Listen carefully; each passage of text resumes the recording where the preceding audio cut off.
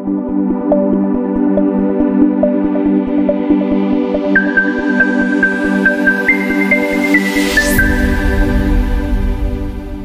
गावात 1 कोटी 2 कोटी 5 कोटी 10 कोटीचे काम दिले का नाही? दिले ना. मी कधी कोणाला पक्ष विचारला, कधी कोणाला पार्टी विचारली? गैरसमज निर्माण झाला असेल, पण मी एखाद्याचा गैरसमज जर निर्माण झाला असेल तर मी त्याला सांगू शकतो. मी कुठल्या ग्रामपंचायतीमध्ये कोणाला इंटरफेअर केला, कोणाला चुकीच्या पद्धतीने ताकद दिली?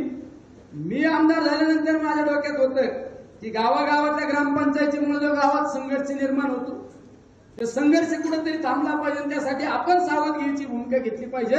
आणि या ठिकाणी सगळ्यांना आव्हान केलं, जी ग्रामपंचायत बिनविरोध होईल त्या ग्रामपंचायतला 25 लाख रुपये आपण त्या ठिकाणी शासकीय निधीतून दिले.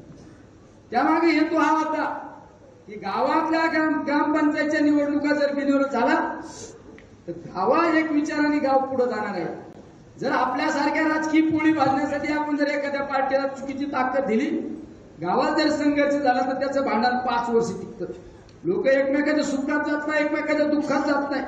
त्यामुळे आपण या ठिकाणी ग्रामपंचायत निवडणुका बिनविरोध केला पाहिजे, ही भावना मी ठेवतो. मी कधी चुकीच्या पद्धतीने कोणाला त्रास दिला नाही. विरोधक जरी आला तरी विरोधकाला मदत केली. एखाद्याने सांगायचं का आम्ही निलेश लंकेकडे गेलो आणि त्याने आम्ही विरोधक असल्यामुळे आम्हाला मदत केली नाही, असं एक उदाहरण दाखवायचं. आणि प्रत्येकाला मदत केली, कोणाला पक्ष विचारला नाही, कोणाला पार्टी विचारली नाही. हे सांगण्याची गरज आता लोकांना राहिलेली. आपण प्रत्येक घराघरात गेलं पाहिजे, लोकांना सांगितलं पाहिजे. आता विधानसभेच्या निवडणुकीला आपल्या विरोधाचे उमेदवार होता, कुठला होता? आपल्या तालुक्यातला. आता लोकसभेचा उमेदवार कुठला? उत्तरेचा. आणि दुसरा उमेदवार तुमच्या घरातला आहे ना, तुमच्या घरातला उमेदवार आहे. हे लोकांना समजून सांगण्याची गरज आहे.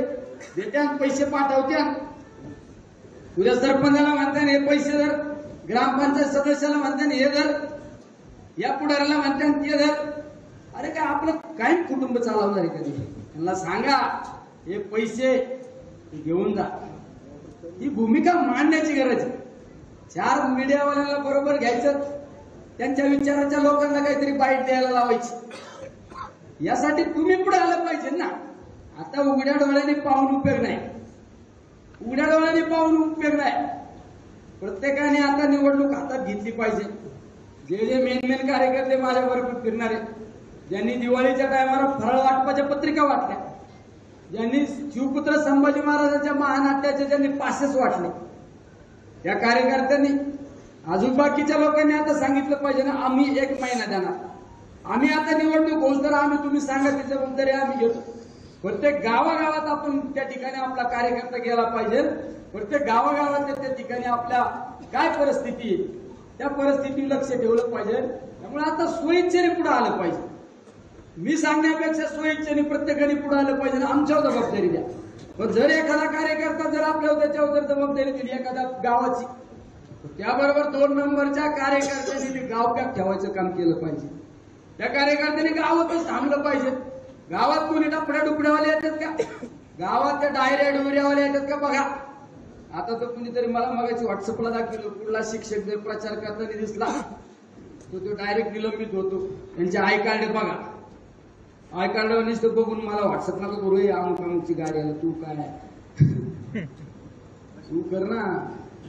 बघू, आपल्यासाठी निवडणूक आहे ना, जीवन मरणाचा प्रश्न आहे. आणि ही निवडणूक आपल्याला कुठल्या परिस्थितीत नाही, कुठल्या पण ताकदी ही निवडणूक जिंकायची. आपल्याला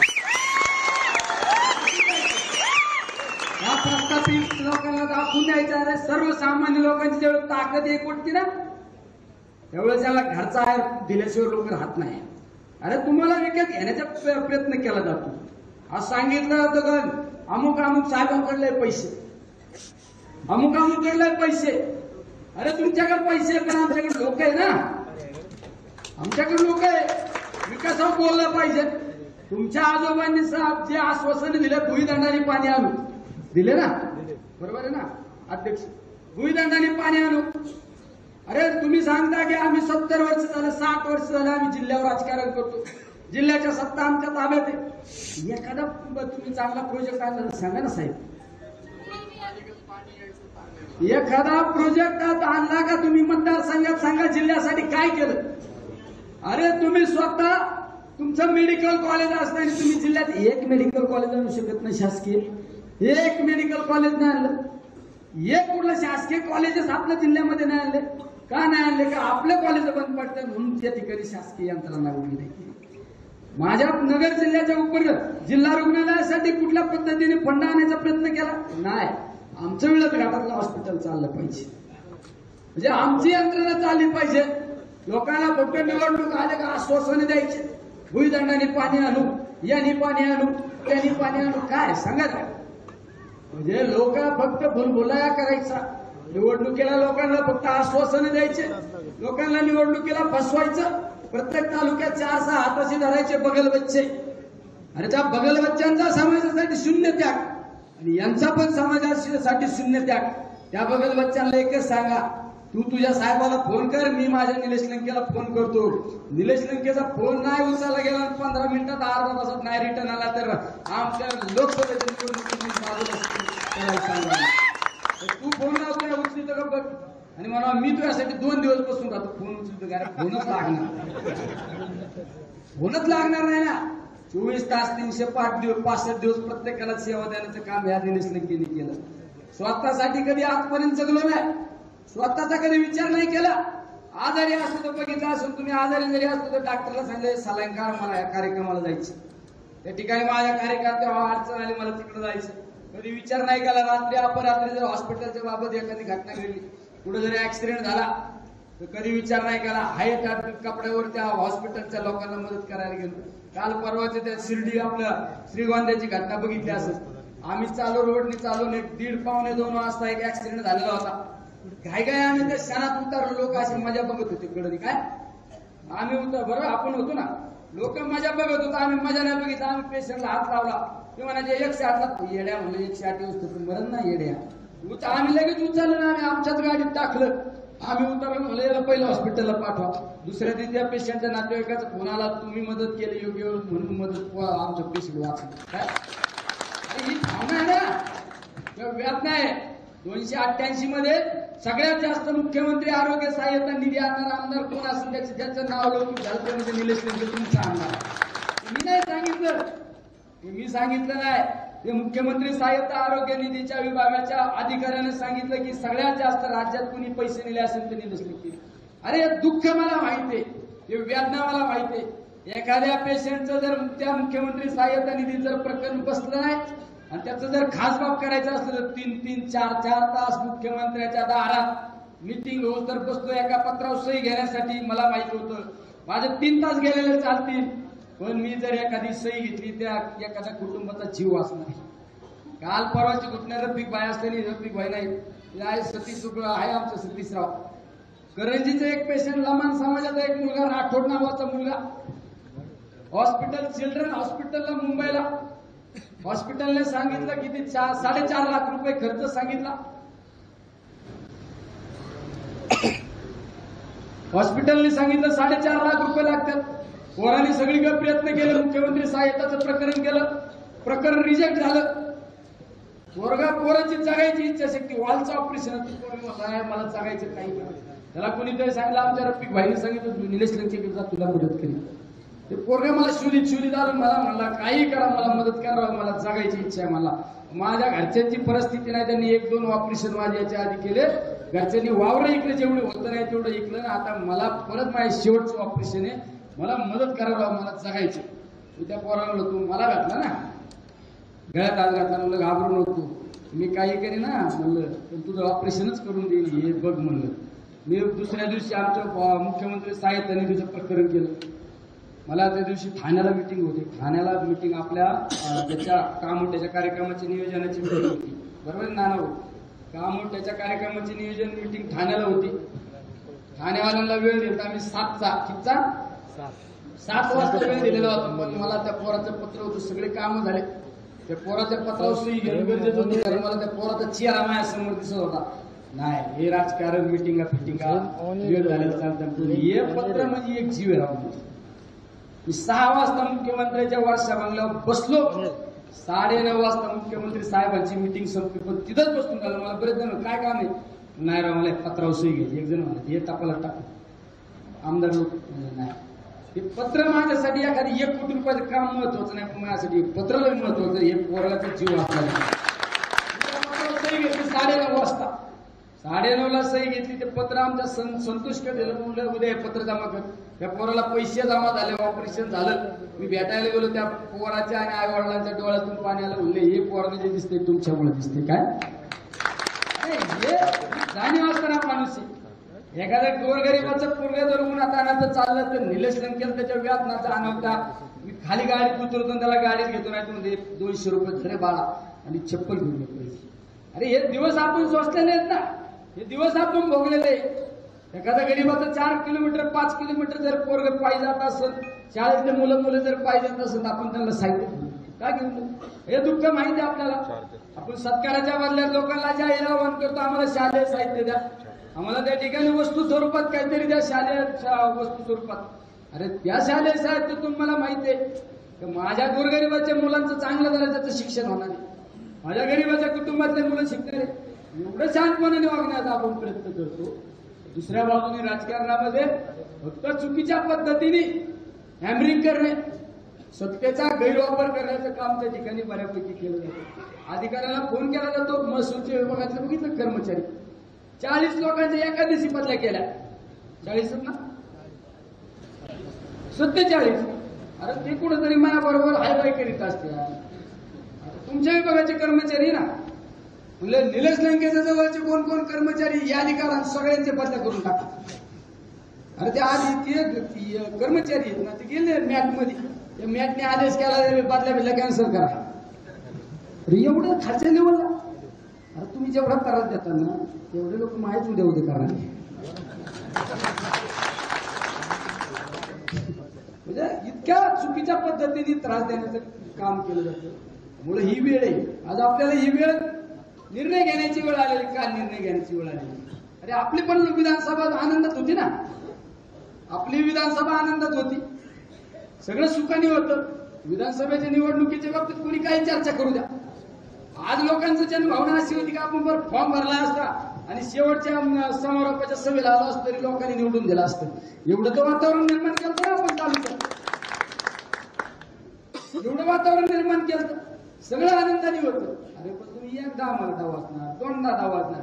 आईला आम्ही पण स्वाभिमानी आहे ना राव, आमच्या पण रक्तात काहीतरी पाणी आहे ना, हमने भी कुछ ना कुछ दम है ना. यायला शेपूट घालून बसणारी आवडत आपली नाही ना. एकदा सहन करू, 2दा सहन करू, 4 वेळा सहन करू. मी तर बऱ्याच वेळा सांगितलं, निलेश लंके स्वतःच्या छातीवरला वार सहन करू शकतो. माझ्या कार्यकर्त्यांवर वारंवार जर कोणी वार केला ना तर मी हा वार कधी सहन करणार नाही. वारंवार सांगतो मी. आज जी किंमत तुम्हाला मोजायला लागते ना, फक्त माझ्या कार्यकर्त्यांच्या छातीवर वार केला ना त्याचीच ही किंमत आहे. त्यासाठी हा निर्णय घेण्याची वेळ आलेली, त्यासाठी हा निर्णय घेण्याची वेळ आलेली. आणि कुणी काही बोलू द्या, कुणी काही बोलू द्या, कम से कम 2 लाख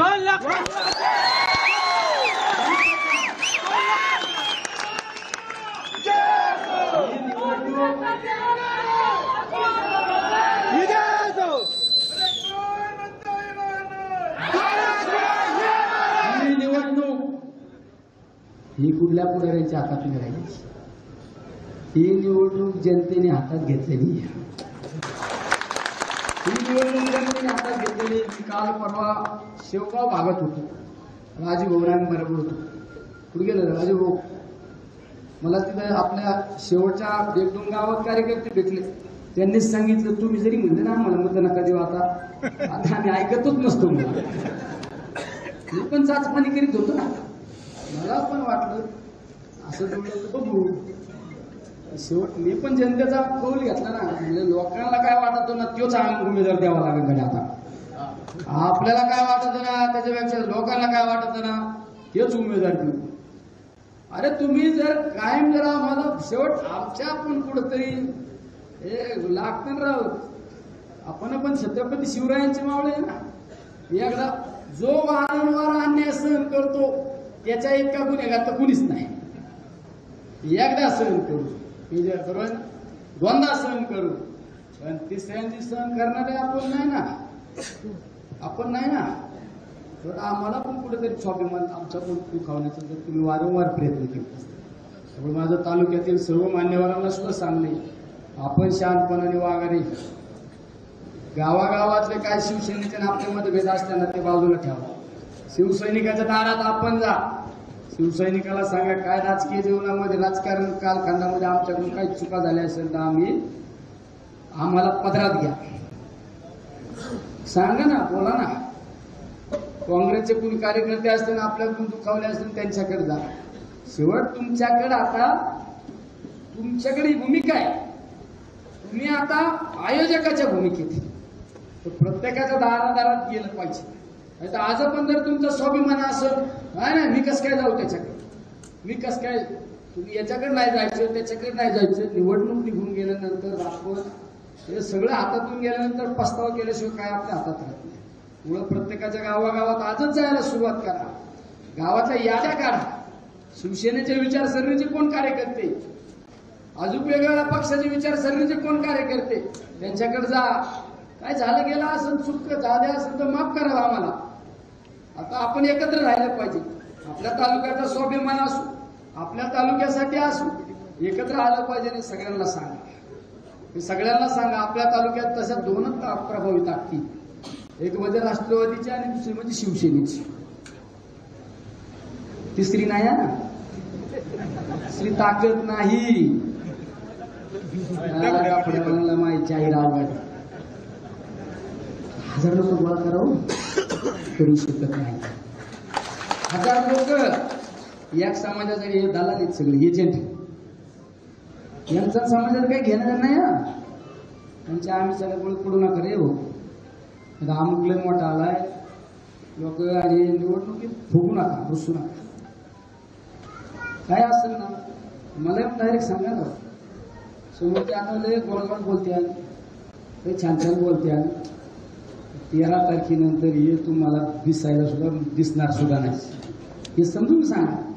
माझ्याकडून काही चूक झाली असेल ना मला सांगा ना. ही तुझ्याकडून चूक झाली, आम्हाला अशा पद्धतीची वागणूक मिळाली तर तुम्ही कुणाच्या जरी म्हणण्यावरून जर एखाद्या कार्यकर्त्याचा जर गैरसमज निर्माण होत असेल किंवा मी एखाद्या कार्यकर्त्याला जाणीवपूर्वक त्रास दिला, असं कधी नाही झालं. मी तरी सांगू शकतो माझ्याकडून कधी कोणाला त्रास देण्याचा प्रयत्न केला नाही. एवढं निवडणुकीच्या टायमाला कुणी खिंडीत धरायचा प्रयत्न करू नका. मला खिंडीत निवडणूक ते म्हणतात ना, निवडणूक आल्यावर आपल्याला रुसू होतं तर फुगा द्या. अरे अडचणीचा आपला माणूस आहे ना, काय असेल ते मनातले मतभेद बाजूला ठेवा आणि ताकदीने त्याच्याबरोबर राहा. तेव्हा माणसाची जर चूक असेल ना तेव्हा नाही राहा. आपल्याकडून चूक झाली तरी माणूस किती ताकदीने आपल्याबरोबर. आणि जर तुम्ही निवडणुकीत जर रुसणारा असेल, फुगणारा असेल तर तुम्हाला तुमचं लकलाप लागू द्या भाऊ, तुम्हाला तुमचं लकलाप लागू द्या. पण आपलं ते आपलं असतं. संतोषराव बरोबर आहे नाही, आपलं ते आपलं असतं. शेवट आपल्या माणसाला आपण बोलू शकतो अधिकाराने. त्याच्याकडून काही चूक झाली त्याच्या दारात तुम्ही जाऊ शकता, त्याच्या उशाला जाऊ शकता. हा अधिकार तुम्हाला मी दिलेला आहे. हा अधिकार तुम्हाला मी दिलेला आहे. माझ्याकडे बरेच लोक बघा, तुम्ही सकाळ सकाळ आल्या उशाला लोक येऊन बसतात का नाही, बसतात. किती जण येऊन बसले का नाही. अरे पर आंघोळीला मी आत पाऊल टाकला तरी लोक कागद घेऊन येतात. आंघोळ हे कोणत्या सरपंचाच्या दारात जाऊ शकता का? सरपंच बरोबर ना मागायचे. सरपंचाला सुद्धा प्रोटोकॉल आहे. साहेब आमच्या आंघोळीला उठले, साहेब आता फ्रेश होत्यात, साहेब नाश्ता करूच तर तुम्ही बाहेर बसा. आपल्याकडे पार लोक उठवायला पुरुषाला तर सगळ्यांनी काय मायकोल वाईट झाले कडकडून येऊन बसत. जे पण असं तर जायला बघा काय वाईट दिवस झाले माझे. बरोबर आहे का? बघा आता बऱ्याच जणांना माहितच येईल. अभिषेकराव तुम्ही या सकाळ सकाळ मला घुंगडी झोपायची सवय पहिल्यापासून. मी खाली झोपतो आणि लोक आहे ना आपलं दार काय उघडं नसलं, आपलं म्हणजे शनी शिंगणा पुढे लोक येतात कडे सोयी एक खुर्ची मांडलेली, एक पुढं खुर्ची आहे, पलीकडे सोप्या 2-3 बसतात. त्याच गर्द्या खाली फरची बसता येत नाही ना, मग त्या घुंगडी होत बसतात इकडं तिकडे. मी आपलं आणि एवढं करून आपलं उरकलं काय सांगतोय काम सांगलं की लाव खाऊन येते. मग आपलं काही गडबडीतलं आंघोळीला घुसलं लगेच 2-4 जण काढतो. जरा आपलं कधी कधी एखाद्याला हात पाऊल टाकी तुम्ही लावलं फोन जरा परत एखाद्याला मी जरा आंघोळ करून येईल जरा बसणं जरा. हा अधिकार फक्त तुम्हाला आहे आणि हा अधिकार फक्त निलेश लंकेकडेच. हा अधिकार घेऊन बसणं हे तुम्ही. उद्या काय झालं ना हे लोक तुम्हाला परत दिसणार आहे. सांगा ना 4.5 वर्ष दिसले काही लोक 5 वर्ष हेलिकॉप्टरनी फिरणारे लोक हे मोठे लोक आहे. गरीब तो गरीब असतो. गरीबाला आपल्याबद्दलची जाणीव घेणार नाही. गरीबाला आपल्याबद्दल माझ्या गाडीचं कॅल्क्युलेशन करतात. निलेश लंके फकीर म्हणून गाडी कुठून आणली. निलेश लंकेने गाडी कुठून आणली मी जाहीरपणे सांगू शकतो. आमचा फिरोज नावाचा आमचा कार्यकर्ता आहे. फिरोज शेख माझा आता मुंबईला पाठवला का कामासाठी. फिरोज शेखच्या नावा माझी फॉर्च्युनर गाडी ज्या बघा ना बँकेत जाऊन बघा. मी ज्या दिवसापासून फॉर्च्युनर गाडी आणि मी आमदार झालोय आमचा दादा दळवी असं नाही तर कुठे दादा आहे का आमचा तिकडे आमच्या दादा दळवीने एक दिवस सुद्धा निलेश लंकेला डिझेल टाकून नाही दिला. आमचा दादा प्रत्येक गाडी चालवायला दादा. मला कुणीतरी म्हणतो तुमचा ड्रायव्हर बिवर नाही तो माझा आमदार आहे. हे कोणाला घंटे आहे. आमचा दादा एक दिवस त्याला आज बघा तो दादा येईल असं अण्णा दळवीत असं नाही का त्याच्या एटीएम वरून माझ्या गाडीला डिझेल टाकायचं काम करतो आमचा दादा. माझी दुसरी गाडी असेल आमचा रोहित धावते पुढे रोहित तिथं असेल. दुसरी माझी कोणची गाडी अरे लोकांनी मला दिलं या आमची हरियाणा गाडी आमचा सुनील कोकरे नावाचा आमचा पुढे सुनील आहे का त्याला पण निलंबित करायला लागले. तुमच्या घाबरायला लागले इकडे रे मीच खासदार आहे तू इकडे. त्याला तो कृषी विद्यापीठात कामाला आहे. त्याला एवढा दबाव आयुक्त काय म्हणतात कृषी विभागाचा कोण साहेब असतो कुलगुरूला सांगितलं म्हणजे त्याला निलंबित करा. या सुनील कोकरेने मला दिलेली गाडी हरियर. सुनील गाडीचा हप्ता कोण भरित हा कोण भरत तू बोल हे सांग. हरियर गाडीचं डिझेल कोण टाकतं सांग ना. मी नावच नाही सांगत आता सांग खोटं नाही बोलायचं खरं बोलायचं. कोण डिझेल टाकतं हरियर गाडीचं पंपावरलं बिल कोण भरित सांगा. हात वर करा ना. मला तोंडावर पाडत खोटं. हे महिना झाल्यानंतर माझ्या गाडीचं डिझेलचं बिल भरणार कोण आहे का इथं पुढे नाव नका सांगू त्याचं काय तोंड सांगू पुढे पुढे हात वर कर बघा. त्यांनी हात वर केला माझ्या गाडीचं डिझेल भरणारा कार्यकर्ता तिथे. अरे माणसं कमावले निलेश लंकेने पैसे नाही कमावले नाही कमावले पण हे लोक कमावले. हे लोक मला थोडं मागे पाहू देत नाही. तुम्ही माझ्या घड्याळाचा व्हॉट्सअप फोटो टाकता का मला कळत तसं मला कपडे घ्यायची वेळ नाही आली. माझी चप्पल थोडी जर खराब दिसली तर आमच्या कार्यकर्ते लगेच चपला. अरे तुम्ही माणसं कामं मी म्हणतो माणसं कामं तुम्हाला आयुष्यात कमी पडणार नाही. आणि लगेच जाहीर भाषणात सांगितलं बा निलेश लंके फकीर आहे मग फॉर्च्युनर गाडी कुणा. अरे त्याच्या मुलाशी ना लोकांची दिशाभूल काय करता. तुमच्याकडे लोक तोंड वाचून बघित बसलेत ना यांच्याकडून कधी येत. आता लोकसभेची निवडणुकीला सुरुवात झाली. बरेच पुढारी मला खाजगीत बोलतात माल येऊन दे एकदा तो आम्ही तिकडेच राहून दे.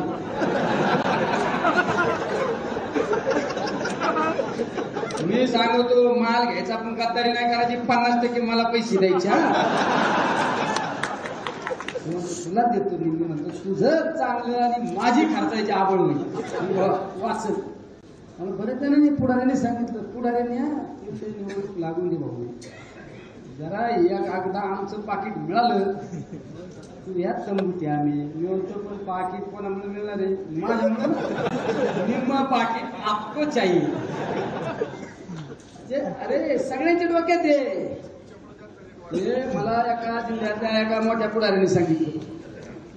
आतापर्यंत ना आमच्या सगळ्यांच्या डोक्यात आहे पण घंटा कोणाच्या गळ्यात बांधायची म्हणजे आता तू ही मान पक्की बघ घंटा बांधायला पक्का आहे मॅनेज होणार आहे काय. लोकांना एक विश्वास या नगर दक्षिण लोकसभा मतदारसंघ घेतला निलेश लंके काही होईल पण मॅनेज होणारी अवलाद नाही. मी तर मॅनेज होणारच नाही, पण माझा कार्यकर्ता सुद्धा मॅनेज होणार नाही. उपाशी फिरत्या, मोटरसायकलवर फिरत्या, मॅनेज होणारी अवलाद नाही. मॅनेज तुमची शब्द आहे रे भाऊ. मॅनेज, पैसा, यंत्रणा, मॅनेजमेंट, कोटा, यंत्रणा आणि स्टॉक.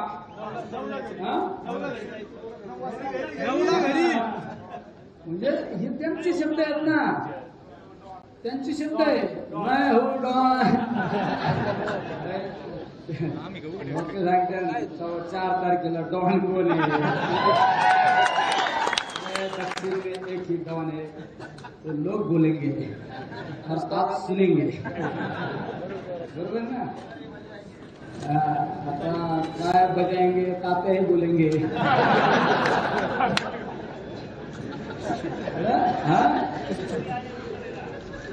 अरे तुम्ही दक्षिणेचे खासदार, देशाचे पंतप्रधान आले उत्तरेला,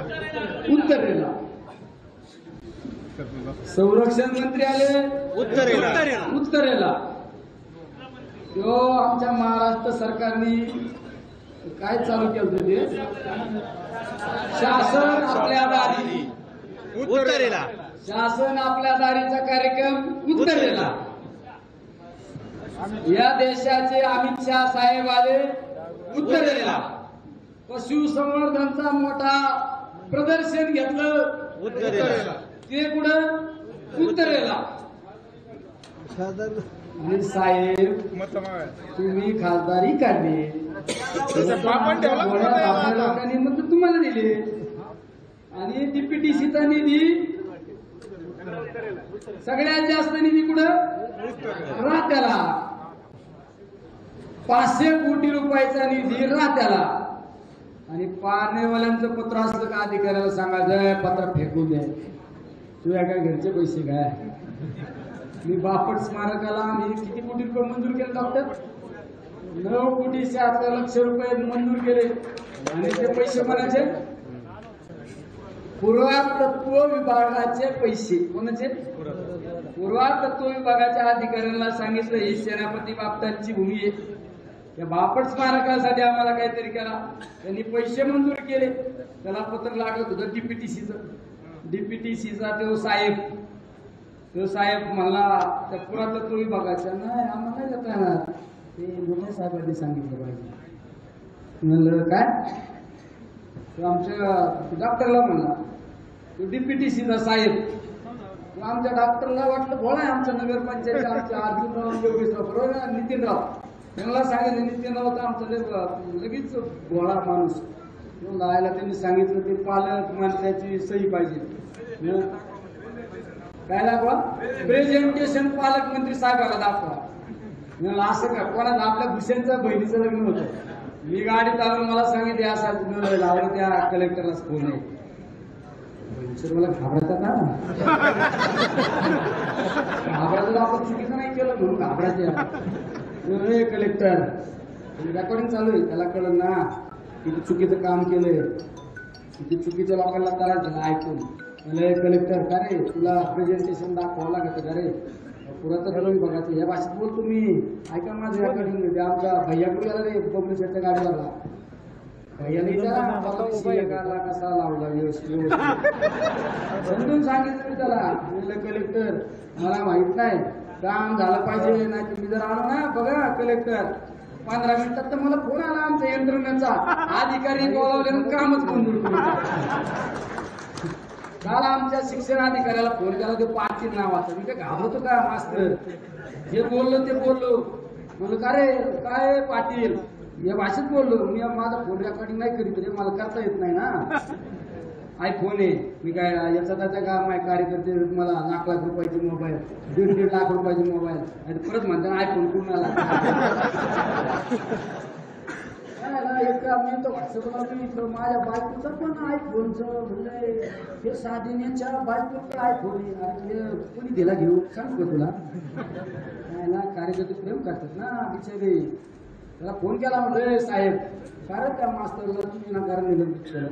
म्हणलं हे भाऊ माझ्या दगडाखाली हात गुतले. मी त्याला सांगितलं ही निवडणुकी नसते ना भाऊ, तुला तर ना रे मी काय करायचं ते केलंच असतं म्हणलं.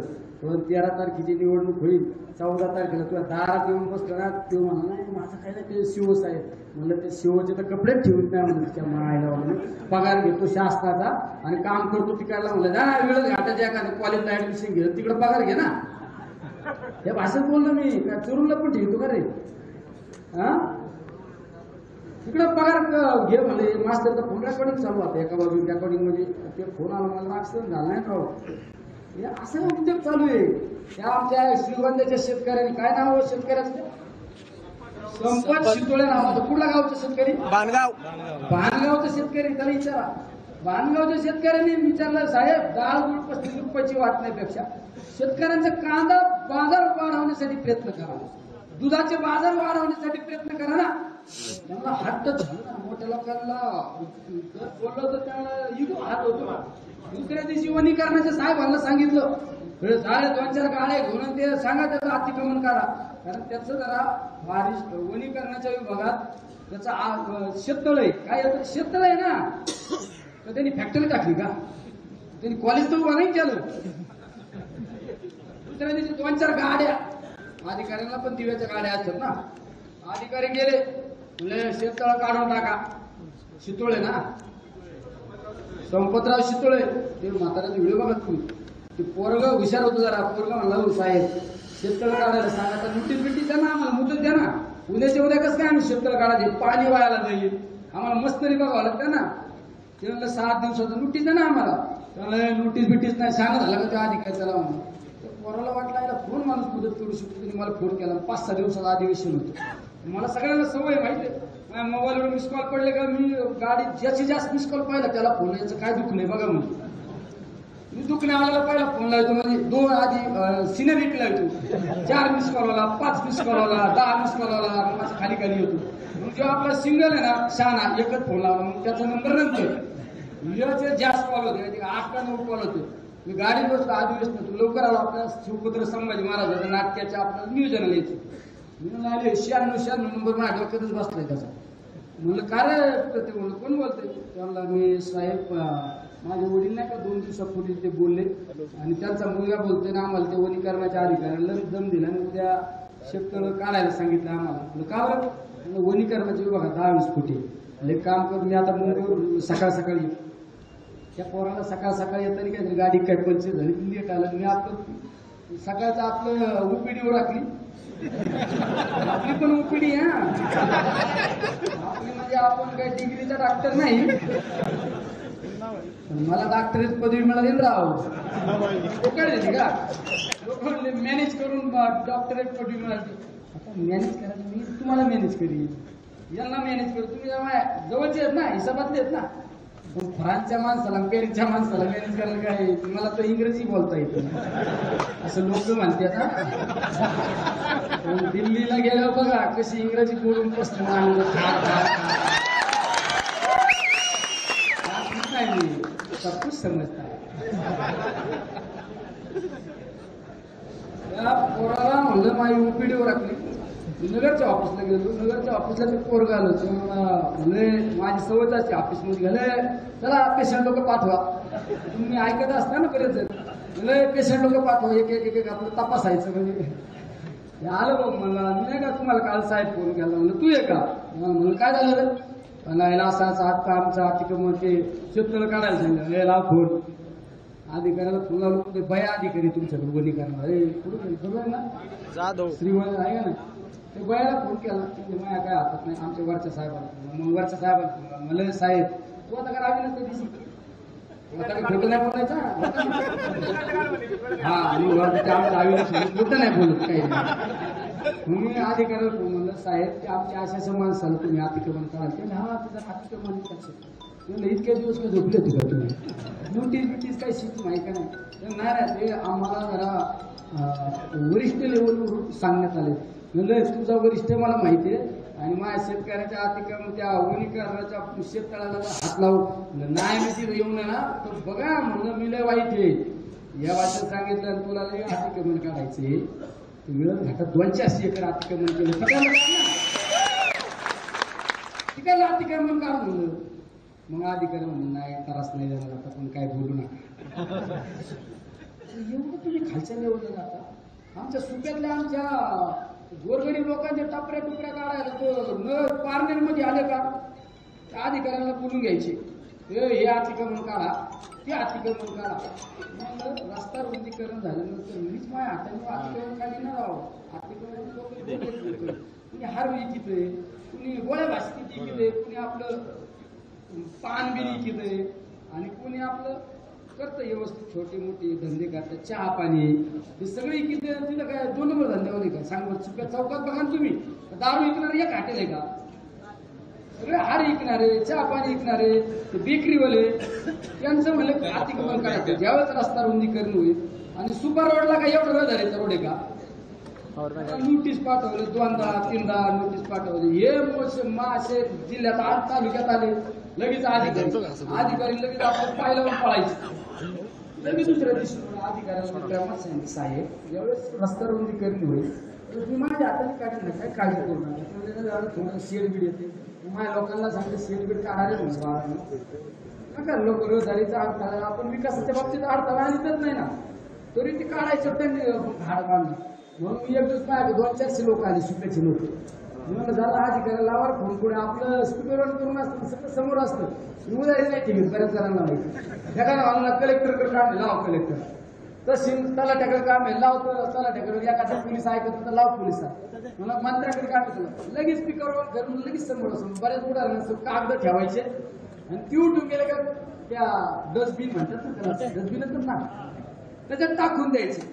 आपलं तसं नाही, लावलं त्या अधिकारी पार्लर चाललं पालकमंत्र्यांचा दावरा. म्हणलं साहेब गुडीत बोललं, म्हणलं बोलत यायचं नाही.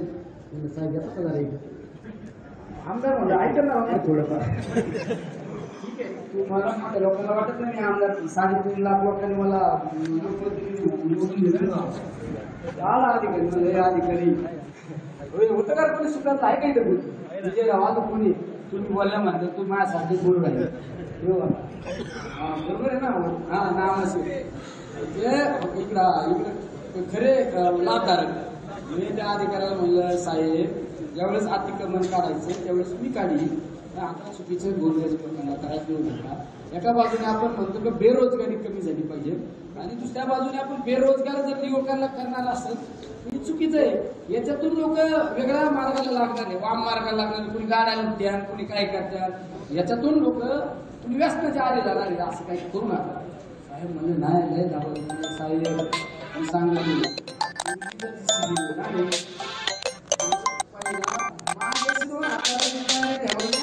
लोकांना हात लावायचा. म्हणून त्याला एवढं सांगलं त्याला सोडा म्हणजे आमदारकी बिमदारकी टिंब माझं ना आपल्या गरिबांशी त्यांना हे आमदारकी बिमदारकी नाही. माझ्या समोर माझ्या गरीबाला जर त्रास दिला ना ते 1 मिनिटात या आमदारकी बिमदारकीला तिलांजली देणारा माणूस या भाषेत सांगितलं. मग अधिकाऱ्यांनी सगळं सांगितलं, पुढं सांगितलं, शिवाय सांगितलं सांगणारे लोक 4 भीतीचे आपण AC रूम मधून तुम्हाला मार्गदर्शन करतील. मी रोडवर येऊन येईल ना म्हणून देणार त्याला विषय. म्हणजे सत्तेचा किती छोट्या लोकांना त्रास द्यावा, टपऱ्या टुकऱ्या लोकांना त्रास द्यावा. टपऱ्या टुकऱ्या लोकांना त्रास देणारे हे बोला. आपण सगळ्यांनी विशेष करून आता आज ते शक्य नाही, 2-3 दिवसात आपण त्या आपल्या पास वाटपाच्या कमिटी ज्यांनी काम केलं तर हातवर काढला. पास वाटपाच्या कमिटीत काम करणारे कार्यकर्ते आणि अजून पुणे नॅशनल काम करणारे. आता आपण संतोष वाऱ्यांनी सांगितलं मी 200 लोक घेऊन येतो. आमच्या पैठणच्या जितून सांगितलं मी तिकून 200 लोक घेऊन येतो. म्हणजे काय आपल्याला गदारोळ नाही करायचा, त्या गावागावात आपले विचार मांडायचे. असेच आपण जे आपल्या आजूक पण कुणी सोयीचे काम करणारे लोक असेल त्यांनी आपलं नावं यादीत द्यायचं. मी महिनाभर आपल्या यंत्रणेत काम करायला तयारी. एकदा तेवढ्या वेळेला जरा मला पाठ राखून करावी, एकदा जिंकून आपण सगळ्यांना विमानात घेऊन जाऊ. आपलं कामच कसं असतं, 5 सीटाची गाडी असतो 7 जण बसू, 7 सीटाची गाडीची 10 जण बसू, विमानावाल्याला सुद्धा हे बसत करीतच तुम्ही याची आपली यंत्रणा मी म्हणाले किती तिकीट आहे, किती असतं दुसरं एक म्हणजे दोन जुळा तर खूप ना मला माहिती म्हणाली. मी म्हणाली हेलिकॉप्टर फिरणारी ये नाही जुळत आपल्या जय माता दी चाल रेल्वे. रेल्वे तर आपला प्रवास नाही, आपल्या तुमच्या आमच्या सारख्यांचा प्रवास कशाचा. बडे लोक तुमची पसंत करतात विमान, त्याच्यामुळे त्याला रस्ते कळत नाही ना, रस्त्याच्या अडचणी कळत नाही. तुम्ही सगळ्यांनी एकदम प्रामाणिक काम करा. बाकीच्या आता जे आहेत ना, आता उत्तमराव आले, उत्तमरावला तर लय वापर आहे. आमचे उत्तमराव दुकान उत्तमराव हे भिवंडीचे सरपंच तालुका अध्यक्ष उत्तमराव डाके म्हणलाय निलेश लंके पुढे अध्यक्ष विध्यक्ष शून्य निलेश लंके नाही मला खासदार मीच होणार आहे. ही भावना प्रत्येकात निर्माण झाली पाहिजे. ही भावना प्रत्येकात निर्माण झाली तर आपल्याला ही गोष्ट सगळ्यात सोपी गोष्ट आहे. आपल्याला आपल्या तालुक्यात सभा घेता येणार नाही, आपल्याला आपल्या तालुक्यात आता मेळावे घेता येणार नाही. आपल्या कार्यकर्त्यांनी एक ज्या कार्यकर्त्यांची इच्छा आहे की मी वेगवेगळ्या गावात जाऊन आपलं त्या ठिकाणी आपल्या त्या कार्यकर्त्यांना मदतीची भूमिका करू शकतो. अशा कार्यकर्त्यांची आपल्याकडे बऱ्यापैकी यादी, अजून कोण काम करणारे या कार्यकर्ते त्यांची यादी द्या. म्हणजे त्या गावात गेल्यानंतर आपल्या त्या कार्यकर्त्यांना, त्या ठिकाणच्या स्थानिक कार्यकर्त्यांना आपण जर त्यांच्या हातात हात मिळून काम करू शकलो तर अजून आपल्याला सोपं निवडणूक होईल. तुम्ही एक रिपोर्टिंग करू शकता की आपल्याला आज काय परिस्थिती, आज काय परिस्थिती. जनतेने जरी निवडणूक हातात घेतली आपलं चिन्ह घराघरापर्यंत पोहोचलं. आपण जे चिन्ह घेणार आहे ते चिन्ह लोकांना माहित नाही अजून.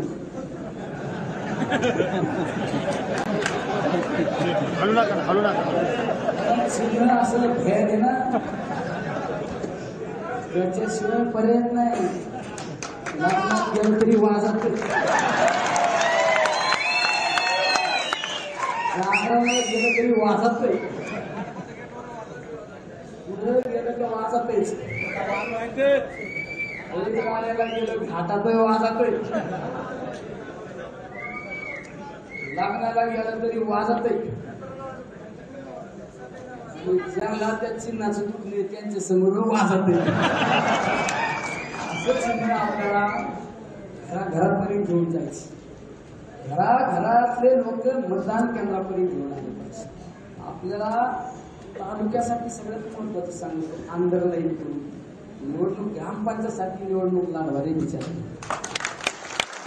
ग्रामपंचायतसाठी हात जोडून विनंती करतो तुम्हाला, आपल्या अस्तित्व चालला पाहिजे, आपल्या प्रतिष्ठेची नाही, आपल्या तालुक्याच्या अस्तित्वाची घराघरापर्यंत. प्रत्येक आपले नातेवाईक असताना मला बऱ्याच जणांनी यादी दिल्या, 200 400 500 नावं नातेवाईक निघले एक जणांचे. तर मी सकाळी आमच्या गावात एका रात्री एका अंतिमी गेलो होतो 2 वाजता. आमचे बाळासाहेब शिंदे आहे का, पुढे बाळासाहेब शिंदे आमचे चेअरमन.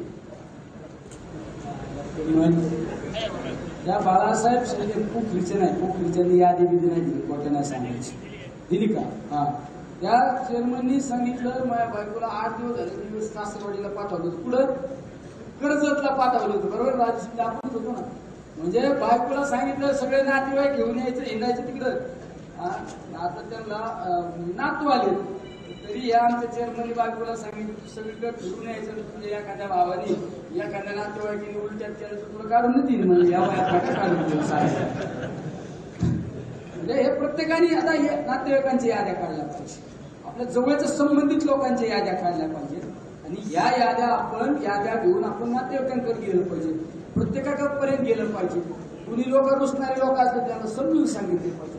तालुक्यातून आहे ना जेवढं आपण ते फोकस कुठं करणार आहे आपल्या तालुक्यात. तुम्ही पाहिलं असं म्हणजे मला बोलायचं तुम्ही व्यासपीठावर कुठल्या अपप्रवृत्तीच्या लोकांना घेऊन भाषण करायला लावते हे पण पाहिजे असेल.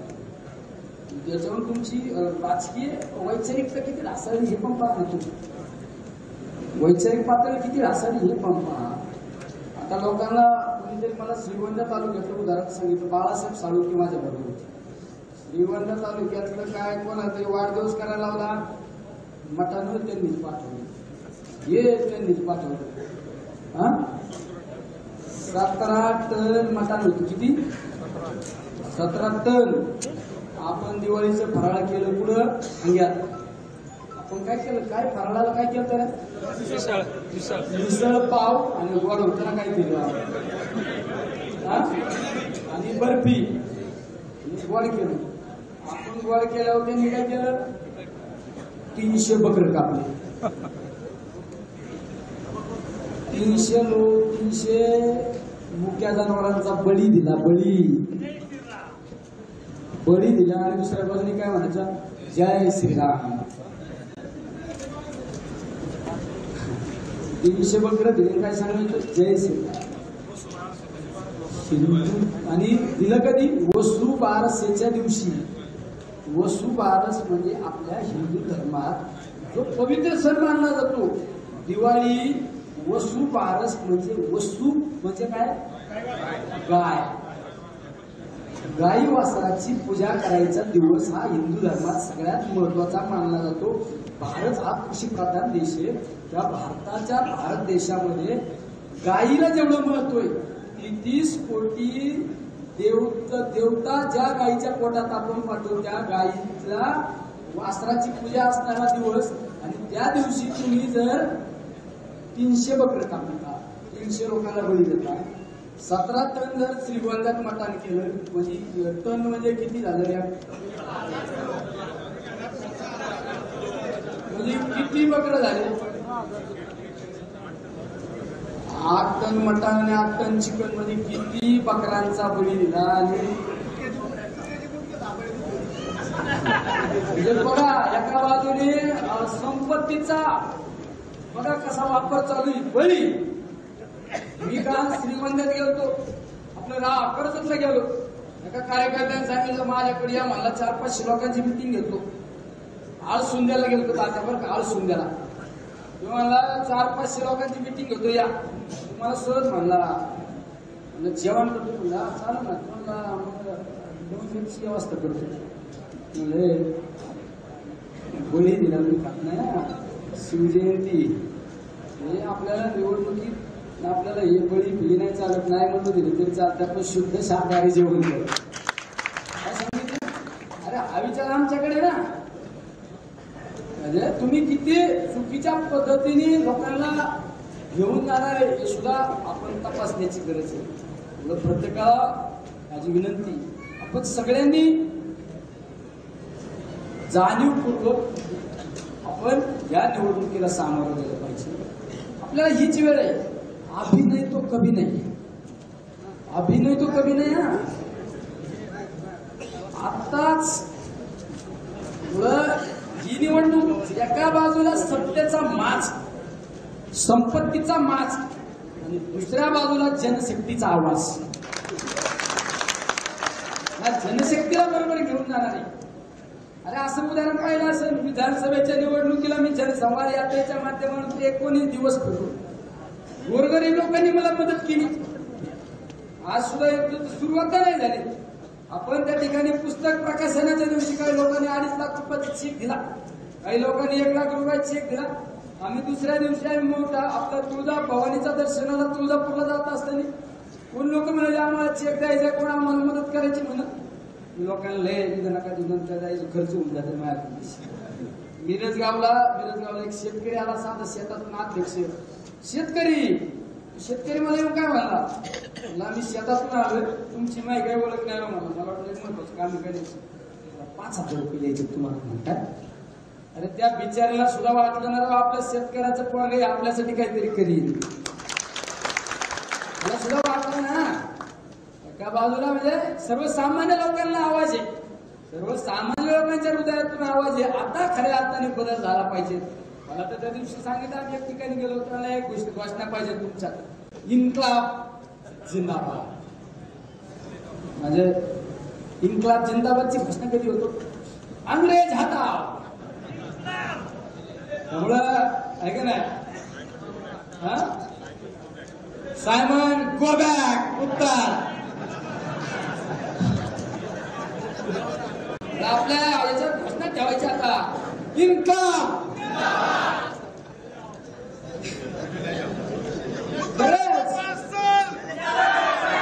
या निवडणुकीपुरतं लोकांना दिशाभूल करणारे पुढल्या वेळेस ना 24 नंतर 5 वर्षांनी 29 ना नगर उत्तर लोकसभा मतदारसंघ ओपन होणार आहे. उत्तरेचा मतदारसंघ ओपन होणार आहे. तुम्हाला फक्त एवढ्याच वेळेस लाडीगुडी लावायची. एकदा तुम्हाला लाडीगुडी किती दिवस लावायची? 13 तारखेच्या 5 वाजेपर्यंत लाडीगुडी लावायची. नंतर आम्ही त्यातच जाणार आहे ना. म्हणजे आमचा मतदारसंघ पण ओपन होणार आहे. या वेळेस जे बसलेलं भूत आहे ना, ते काढायची वेळ आलेली. ते आपल्याला सगळ्यांनी एक दिलाने एका ताकदीने लढून आपण ते भूत डोक्यावरून काढले पाहिजे. या निवडणुकीत पाहिलं असं निवडणुकीला सुरुवात नाही. आज सुद्धा किती लोकांनी वर्गाने दिले, पण घोषणा दिल्या का देणार नाही. देत असतात, मला देत असतात. माझ्यासाठी पोटाला चिमटा घेऊन उपाशी राहतात, पण देणारे मला कळत राव. कोविड सेंटरला तर सगळ्यांनी मदत केली. म्हणजे तिथं पारनेर शहरात डायरेक्ट आकडा माझा लकी आकडा आहे भाऊ. 33,33,333 रुपये. म्हणजे बघा ना, हे भाऊ चौऱ्यासाठी कार्यकर्ता बिचारा 1 लाख रुपयाची मदत त्यांनी जाहीर केली. असे किती महेंद्र गायकवाड सारखा, म्हणजे राजाराम, सगळे लोक. म्हणजे असं तुम्हाला देशात चित्र नाही दिसणार, इथे चित्र दिसणार. लोक वोट भी देने वाले और नोट भी देने वाले. लोक नाही म्हणतात इनकम जिंदाबाद. हमारे घर आने तो इकडे लोक धरे पैसे. डॉक्टर व्हायचे हे म्हणतात, डॉक्टरचं ऍडमिशन म्हणजे ₹20 रुपये. आपण पहिलं काम करायचं, मेडिकल कॉलेज आणायचं, डॉक्टर झाले पाहिजे. आपल्याला हॉस्पिटल करायचं ना फुकाट. त्या हॉस्पिटलमध्ये पोरा डॉक्टर नको का? लोक मत देणारे, मत देणारे आणि इकडे लोक मत देऊन पैसे देणारे लोक. म्हणजे किती बघा ना तुम्ही. भाऊ चौरे 1 लाख, महेंद्र गायकवाड 2 लाख रुपये, राजाराम गावंदे 51,000 रुपये, अजय लांबकडे 1,51,000 रुपये, राजू रोडे आमच्या गरीब सरपंचाला 1 लाख रुपये मदत जाहीर केली. सोनू नवले आमचा 1,33,333 रुपये. मागे त्याला मी सांगितलं, बघा ना किती आदेश होता. आमचा ग्रामीण पाटाचा सरपंच बिचारा, त्याला म्हणजे तो काय खुर्च्या उचलतो, डायरेक्ट खुर्च्याच उचलून मागत होता डायरेक्ट पटाला. हे आकार लागला, हे काय हाक नाही, आपण निष्ठा आहे.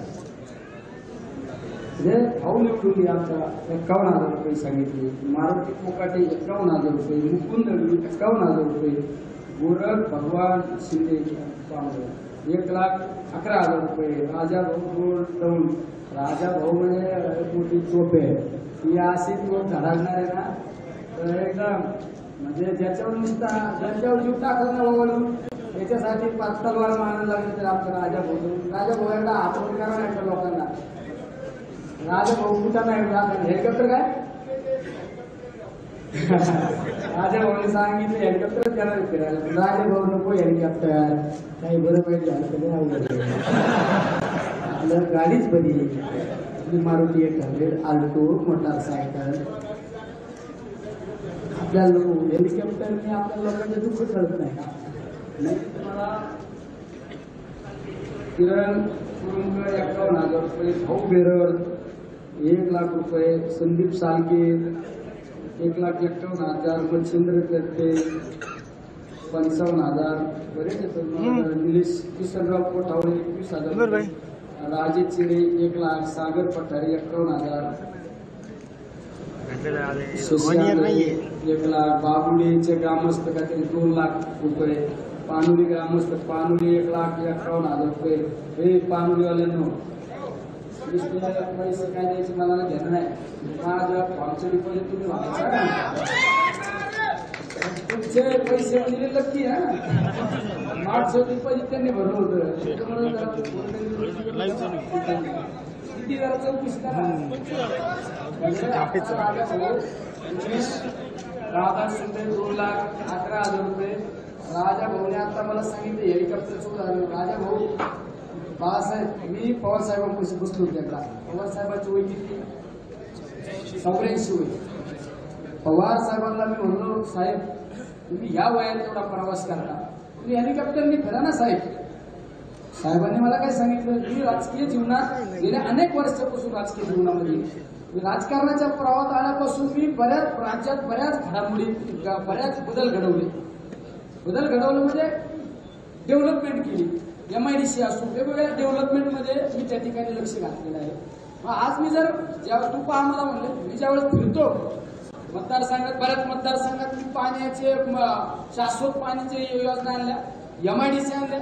आणि मी ज्यावेळेस फिरत असतो फिरल्यानंतर उतरल्यानंतर मी कार्यकर्त्यांना विचारतो तुझ्या शेतात माल काय. बघा पवार साहेबांची खासियत तुझ्या शेतात माल काय त्याला काय भाव मिळाला तुला पाणी आहे का नाही. ज्यावेळेस मी फिरतो त्यावेळेस मला उजाड परिसर दिसतो बागायत परिसर दिसतो. हे जे मी बदल घडवले हे बदल मला पाहायला मिळाले पाहिजेत. आणि अजून काय बदलाची अपेक्षा म्हणजे पवार साहेबांचं वय 83 वर्षाचं. पण पवार साहेबांचं विजन आजही 100 वर्षाच्या डेव्हलपमेंटचं असतं. आजही मी देव पाहिला नाही देव मी पाहिला नाही पण देवा इतका श्रेष्ठ आणि जाणकार माणूस ते पाहिला असेल तो म्हणजे आदरणीय पवार साहेब. अरे एखादा माणूस म्हणू शकतो माझं 83 वय माझं आयुर्मान किती होऊ शकतं माझं आयुर्मान किती होऊ शकतं त्याचा विचार मला जर एखाद्याने विचारलं का तू 100 वर्षाचं विजन काय हे जगायचं मी 100 वर्षाचं खूप विचारायचं नाही. साहेबांचं काय 100 वर्षांनी हा बदल घडला पाहिजे 50 वर्षांनी हा बदल घडला पाहिजे. हा विचार पवार साहेबांचा आदरणीय पवार साहेबांचा हा विचार पवार साहेबांचा. आणि पवार साहेबांच्या नेतृत्वाखाली आपण काम करतो पवार साहेबांवर निष्ठा ठेवून आपण काम करतो. अरे त्या पवार साहेबांनी आपल्याला सांगितलं लढण्याची ताकद आपल्यात पाहिजे. अरे तिचं बळ ताकद देणारा माणूस आपल्या पाठीशी आहे. अरे त्या नेतृत्वासाठी आपण आमदारकी शून्य आहे पवार साहेबांकडून. पवार साहेबांनी सांगितलं मला अरे तुला लोकसभा लढावं लागेल तात्या बरोबर. पवार साहेबांनी सांगितलं साहेब तुम्ही म्हणतात तुम्हाला जान भी हाजीर आहे. काय सांगितलं करू शकतो मला हा साहेब माझी लोकसभा लढव मला फस गए मला साहेब ठीक. कधी झालं शब्द कधी दिलता किती दिवस झाले तात्या आधी तो सच बोललो ना हे तात्या मीच श्रीकृष्ण आम्ही मुलं पण हे सगळ्या घडामोडी झाल्या. साहेबांचा फोन दादा तेवढं त्यांच्याजवळ मला निरोप आला अरे तू मला शब्द दिलेला होता मला दिला ना साहेब. त्याला पक्का नाही माझ्यावर किती वार झाला ना मी सहन करीन पण तुमच्या शब्दाला कुठं मिळालं जाणार. एका बाजूने तुमचा शब्द अरे एका बाजूने निलेश लंके आणि निलेश लंकेच्या कार्यकर्त्यांवर झालेला वाद त्याचं प्रत्युत्तर देण्याशिवाय मी स्वस्त बसणार नाही. एक जिद्द होती एक चिकाटी होती नाही अरे माझ्या शब्दावर पाहिजे मला जीवन मरणाच्या बाबत तुम्ही माझ्याबद्दल जर वाईट विचार करीत असेल नाही आता मी शांत बसत नसतो. अरे हा विचार एका बाजूला दुसऱ्या बाजूला आपण पवार साहेबांना शब्द दिला. आज आपण या निवडणुकीच्या बाबतीत सामोरं जाण्याचा निर्णय घेतलेला आहे. निर्णय घेत असताना सामोरं जात असताना अरे ज्या लोकांनी आपल्याला विधानसभेच्या निवडणुकीत अहोरात्र कष्ट केले त्या लोकांनी माझ्यासाठी त्या लोकांची विचार विनिमय केला पाहिजे. त्या लोकांशी चर्चा केली पाहिजे. नगर दक्षिण लोकसभा मतदारसंघातील ज्या माणसांची भावना जाणून घेतली पाहिजे. माझ्या ज्या माणसांनी मला अडचणीच्या काळात विधानसभेत पाठवलं त्या लोकांचा शेवटचा निर्णय घेतला पाहिजे. त्या लोकांची भावना जाणून घेतली पाहिजे. त्या लोकांना आपले दुःख सांगितले पाहिजे. आपल्याला काय काय राजकीय जीवनामध्ये त्रास झाला ही भावना हे मन मोकळं आपल्या माणसांमध्ये केलं पाहिजे. यासाठी आज या ठिकाणी आपण हा मिटिंगचं नियोजन केलं होतं, पण इतक्या संख्येने उपस्थित आले म्हणजे 7 वाजले तरी एक माणूस उठला नाही.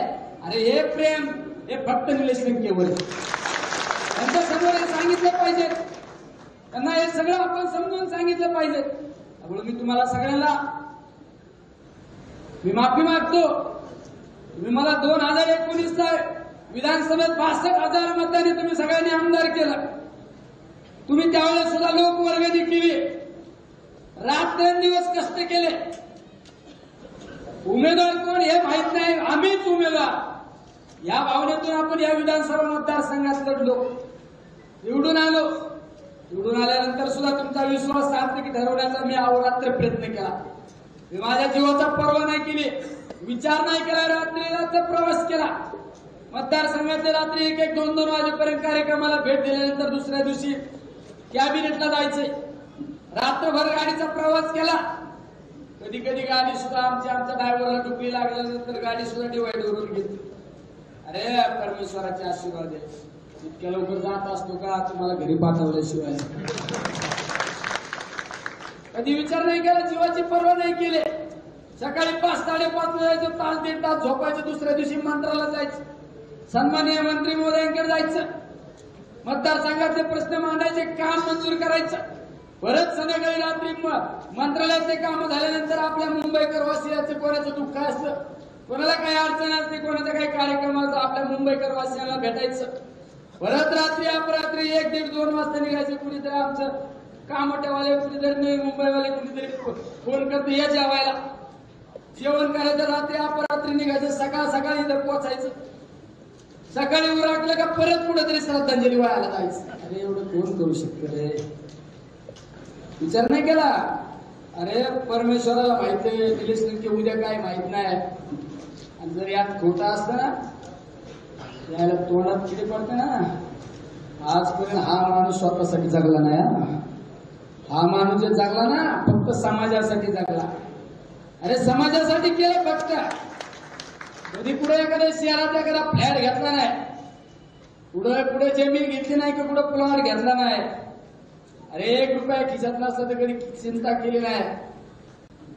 कधी स्वतःचा विचार नाही केला, कधी कशाचा विचार नाही केला. नाही, माझ्या लोकांनी मला मदत केली. कोविडची महामारी आली, अरे परमेश्वराला आई तुळजा भवानीला माता वैष्णवीला प्रार्थना केली की हा माझा जे तुला मी अर्पण करतो, मी माझ्या लोकांना वाचवायला चालतो. मला सुद्धा माहित होतं माझा एक ना एक दिवस शेवट याच कोविडमध्ये होणार आहे, पण कधी चिंता नाही केली. माझं बरं वाईट झालं तरी चालत नाही, माझ्या समोर मी माझ्या लोकांचं वाईट पाहू शकत नाही.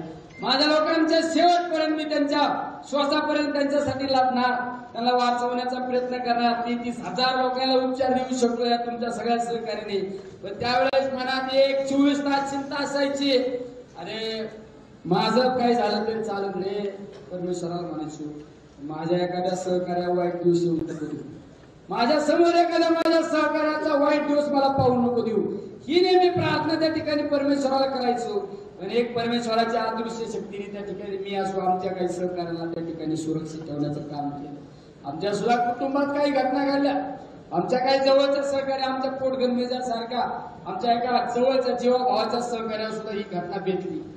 आम्ही माझ्या चुलत्याचा अंत्यविधी केल्यानंतर दुसऱ्या तासात मी कोविड सेंटरमध्ये होतो.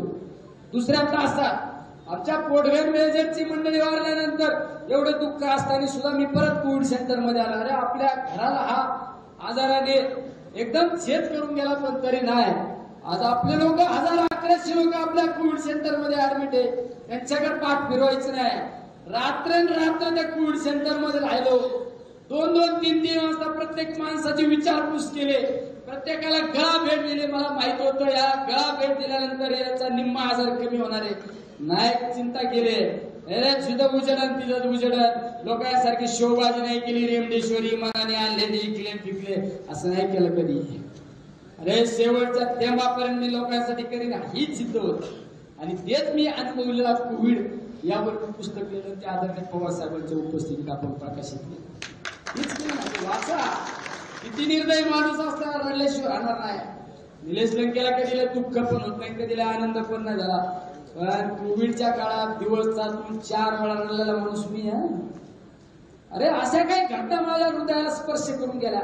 आजही त्या घटना जर आठवल्या तर डोळ्यातून पाणी येतं रे. सकाळी माझ्याकडे एका नगरचा एक कार्यकर्ता आलता, बामसेफचा कार्यकर्ता आलता.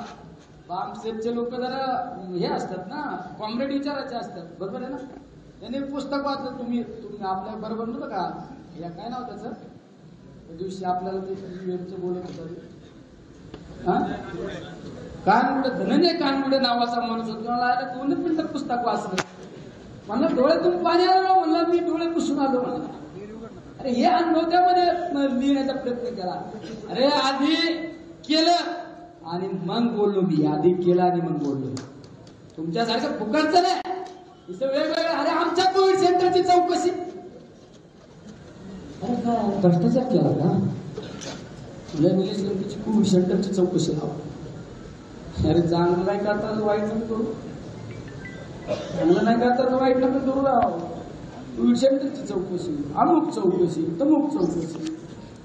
कुठेतरी न्याय आहे ना बाबा परमेश्वराकडे. कुठेतरी परमेश्वर आहे ना.